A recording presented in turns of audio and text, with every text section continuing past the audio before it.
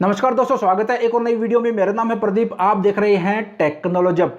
दोस्तों आज की इस वीडियो में मैं आपको बताऊंगा भी और आपको दिखाऊंगा भी, अच्छी तरह से समझाऊंगा भी कि पुरानी जो पीएफ मेंबर आईडी रहती है उसका जो पेंशन का जो पैसा रहता है, पेंशन कंट्रीब्यूशन की जो अमाउंट रहती है, ये वाली इसको करंट पीएफ मेंबर आईडी में कैसे ट्रांसफर करते हैं, क्या ट्रांसफर होता है या फिर नहीं होता। काफी सारे जो पीएफ अकाउंट होल्डर रहते हैं उनके मन में एक सवाल रहता है, कंफ्यूजन रहता है, वो परेशान रहते हैं कि यार मेरी जो है एक से ज्यादा पीएफ मेंबर आईडी है, मैंने पुरानी पीएफ मेंबर आईडी का पैसा करंट में ट्रांसफर करने की रिक्वेस्ट सबमिट कर दी, रिक्वेस्ट अप्रूव भी कर दी मेरी कंपनी ने, ईपीएफओ ने भी अप्रूव कर दी, बट जो है पुरानी पीएफ मेंबर आईडी का पीएफ का पैसा ही जो है मेरी करंट पीएफ मेंबर आईडी में ट्रांसफर हुआ है। पेंशन का पैसा मेरी पुरानी जो पीएफ मेंबर आईडी है उसमें वैसा का वैसा शो हो रहा है, तो पेंशन का जो पैसा मेरी पीएफ मेंबर आईडी पुरानी में शो हो रहा है उसको मैं करंट में कैसे ट्रांसफर करूं। तो ये वीडियो देखने के बाद आपके सारे डाउट क्लियर हो जाएंगे और आपके मन में कोई भी जो है कंफ्यूजन सवाल नहीं रहेगा। वीडियो में आगे बढ़े उससे पहले वीडियो को अभी से लाइक कर दो और इस तरह की हेल्पफुल नॉलेज बेस्ड वीडियो पाना चाहते हैं, चैनल पर नए हैं तो चैनल को सब्सक्राइब जरूर कर लीजिएगा। चलिए मैं आपको बताऊंगा भी और आपको दिखा भी देता हूं जिससे कि आपको समझने में आसानी हो। तो मैं आपको कंप्यूटर की स्क्रीन पर लेकर चलता हूं और वहां पर आपको अच्छी तरह से आपको जो है डाउट क्लियर हो जाएगा।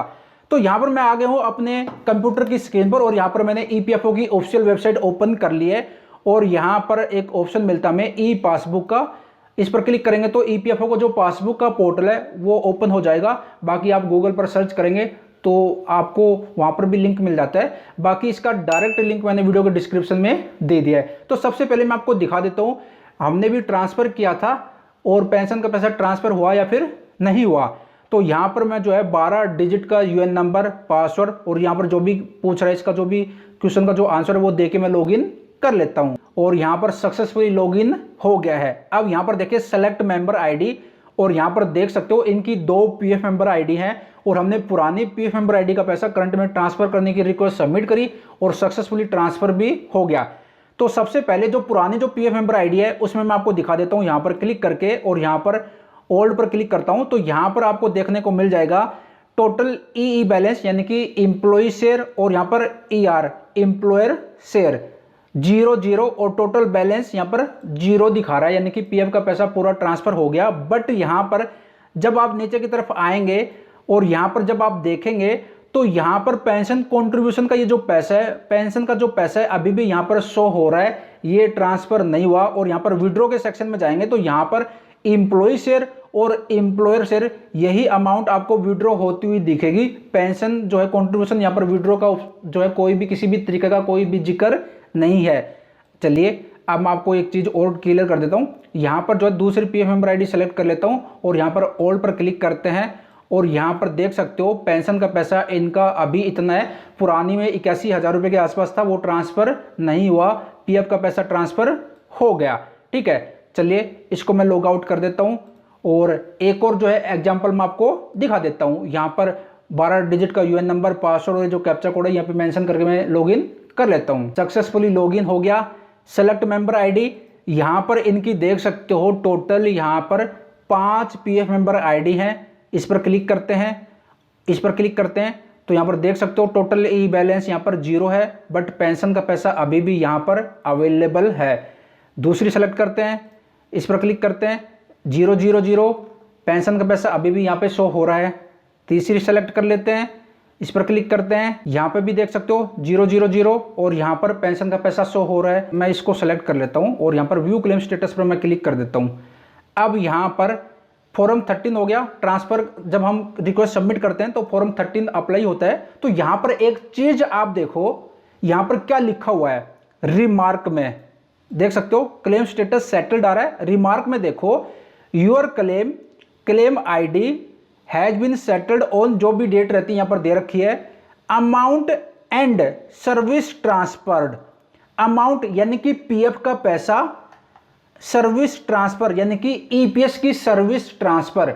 यहां पर देख सकते हो 2 चीजें यहां पर आपको देखने को मिलेगी। अमाउंट का मतलब यह है कि पीएफ का पैसा और यहां पर सर्विस ट्रांसफर यानी कि ईपीएस पेंशन की जो सर्विस है वो ट्रांसफर कर दी गई है इस आईडी में, इस आईडी से यहां पर। चलिए दूसरा दिखा देते हैं, व्यू क्लेम स्टेटस पर क्लिक करते हैं, यहां पर भी देख सकते हो, यहां पर भी रिमार्क में आपको देखने को मिलेगा, यहां पर amount and service transfer to, यहां पर पीएफ मेंबर आईडी दे रखी है। यानी कि अमाउंट का मतलब यह है कि पीएफ का जो पैसा है वो ट्रांसफर कर दिया है, एंड सर्विस ट्रांसफर यानी कि ईपीएस की जो सर्विस रहती है वो ट्रांसफर कर दी गई है। चलिए मैं इसको लॉग आउट कर देता हूं और यहां पर मैं आपको एक चीज और दिखा देता हूं। देखिए दूसरे अकाउंट में, तो यहां पर मैंने पूरी डिटेल मेंशन कर दी, लॉगिन कर लेता हूं। यहां पर इनकी 2 पीएफ मेंबर आईडी हैं। यहां पर ओल्ड जो है इसमें देख सकते हो, यहां पर 00 है, और यहां पर पेंशन का पैसा आप देख सकते हो, यहां पर 81,000 रुपए के आसपास है, 81,144। ठीक है, अब यहां पर मैं करता हूं व्यू क्लेम स्टेटस पर क्लिक। अब यहां पर आप देखेंगे, यहां पर तो फॉर्म 31 अप्लाई किया एडवांस के लिए। अब यहां पर जो ट्रांसफर जो देखने को मिलेगा आपको, यहां पर देख सकते हो, यहां पर ट्रांसफर फॉर्म 13 और यहां पर अमाउंट जो भी है वो यहां पर दिखा रहा है अप्रूव हुई है, और यहां पर 2022 को। अब इनका भी रिमार्क में देखो, रिमार्क्स में योर क्लेम आईडी यहां पर दे रखी है, has been settled on 7 March 2022, और यहां पे देखो amount and service transfer to, यहां पर पीएफ मेंबर आईडी दे रखी है। तो अमाउंट एंड सर्विस ट्रांसफर यानी कि आपका जो पीएफ का जो पैसा है वो ही ट्रांसफर होता है, पेंशन का जो पैसा रहता है वो ट्रांसफर नहीं किया जाता। पेंशन का जो पैसा है वो आपकी जो पासबुक रहती है उसमें ही शो होगा, यहां पर शो होगा पीएफ का पैसा ओनली, जो अमाउंट बता रहा है अमाउंट ट्रांसफर, ये जो एम्प्लॉय शेयर और जो एम्प्लॉयर शेयर है, ये जो पैसा रहता है जब हम ट्रांसफर की जो रिक्वेस्ट सबमिट करते हैं, तो ये जो अमाउंट रहती है ये ही जो है ट्रांसफर होती है। पेंशन कंट्रीब्यूशन की ये जो अमाउंट है ये कभी भी ट्रांसफर नहीं होती। पेंशन के केस में जो आपकी सर्विस हिस्ट्री रहती है, इसमें आपने कितने साल काम किया, आपकी जो सर्विस हिस्ट्री रहती है वो ट्रांसफर कर दी जाती है। पेंशन का पैसा कभी भी ट्रांसफर नहीं होता। अब अगर आपके मन में ये सवाल आ रहा है कि भाई यहां पर मेरा पेंशन का पैसा यहीं पे पड़ा हुआ है, तो मैं जब फुल एंड फाइनल सेटलमेंट के लिए यानी कि पूरा पीएफ का पैसा और पेंशन का पैसा निकालने के लिए फॉर्म 19 और 10C अप्लाई करूंगा, तो ये पेंशन का पैसा मेरे को मिलेगा या फिर नहीं मिलेगा? तो मैं आपको बता दूं कि जब आप फॉर्म 19 अप्लाई करते हैं तो जो रिक्वेस्ट इनिशिएट होती है, जो रिक्वेस्ट बाय डिफॉल्ट सबमिट होती है, जो आपकी करंट जो पीएफ मेंबर आईडी रहती है उससे सबमिट होती है। तो फॉर्म 19 जब आप अप्लाई करते हो तो पीएफ का पैसा आपका पुरानी पीएफ मेंबर आईडी का करंट में ट्रांसफर हो गया, तो पूरा पीएफ का पैसा आपको मिल जाएगा। पेंशन का पैसा जब ईपीएफओ अधिकारी सेटल करेगा तो उसको पता रहेगा कि इस पीएफ मेंबर आईडी में जो है उसकी पुरानी पीएफ मेंबर आईडी की जो सर्विस है वो भी ट्रांसफर हुई है। तो वो पुरानी पीएफ मेंबर आईडी में देखेगा कि भाई कितने साल की सर्विस थी, कितना आपका ईपीएस का पेंशन का पैसा है और करंट में कितना है, दोनों कैलकुलेट करके जो है सेटल कर देगा। तो आपको अच्छी तरह से समझ में आ गया होगा। मैंने इसलिए जो है 2 एग्जाम्पल आपको दिखाए जिससे कि आपके सारे डाउट क्लियर हो जाए और आपको अच्छी तरह से पता चले कि हाँ यार पेंशन का पैसा हमारी पासबुक में ही रहता है, पेंशन का पैसा ट्रांसफर नहीं होता। और आपने देखा लिखा आ रहा है वहां पर amount and service history. Amount मतलब कर्मचारी शेयर, नियोक्ता शेयर जो अमाउंट है वो ट्रांसफर हो गई, service history only pension, pension की जो सर्विस हिस्ट्री रहती है वो ट्रांसफर होती है, पेंशन का पैसा कभी भी ट्रांसफर नहीं होता। तो भाई पेंशन का जो पैसा रहता है उसका ये फंडा है, पेंशन का पैसा ट्रांसफर नहीं होता, उसकी सर्विस हिस्ट्री ट्रांसफर होती है। तो आई होप आपको जो इसके बारे में जानकारी मिल गई होगी। मैंने आपको जो पूरा कंप्लीट बता भी दिया, अच्छी तरह से समझा दिया।